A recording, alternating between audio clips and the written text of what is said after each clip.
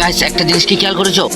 আমার টিমের সব প্লেয়াররা চলে গিয়েছে চান্দার দেশে, কারণ এই সময় আমাদেরকে বাঁচাতে পারে শুধু তালহা ভাই টিপস অ্যান্ড ট্রিক্স। আমি এখানে ছেড়ে দিয়েছি সেন্টনিও ক্যারেক্টার ছেড়ে দিয়ে আমি এখন যাবো ব্যান্ডিং এর কাছে যাবো গাইস আমি কিন্তু ব্যান্ডিং এর কাছে চলে এসেছি, কিন্তু চারপাশে প্রচুর এনিমি। এই এনিমির মধ্যে কি আমি ফ্রি রিভাইভ নিয়ে যদি বাঁচাতে পারি? আমাদের ইমরান বলেছে আমাকে একটা উঠতে দিব, আমি কিন্তু 600 টোকেন দিয়ে দিব না, আমি নিব হচ্ছে ফ্রি রিভাইভ, কারণ আমার থেকে 600 ডায়মন্ড লাগবেই গাইস, 600 ডায়মন্ড লাগবে। এখন তালহা ভাই টিপস অ্যান্ড ট্রিক্স ফলো করে আমরা চলে এসেছি সেন্টনিও ক্যারেক্টার এখানে শুয়ে গেলে এনিমি কিন্তু চারপাশে কিন্তু অনেক এনিমি গাইস, এখান থেকে যদি বাঁচতে পারি আমাদেরকে দিয়ে দিব হচ্ছে 600 ডায়মন্ড। গাইস দেখতে দেখতে গেরিনার দালালরা চলে এসেছে, এগুলো হচ্ছে গেরিনার দালাল গাইস, এগুলো গেরিনার দালাল আমার মারার জন্য চলে এসেছে গাইস। এখানে কিন্তু ফুল স্কোয়াড এসে গেছে, আমি কিন্তু পারবো, আমি কি 600 ডায়মন্ড কি জিততে পারবো?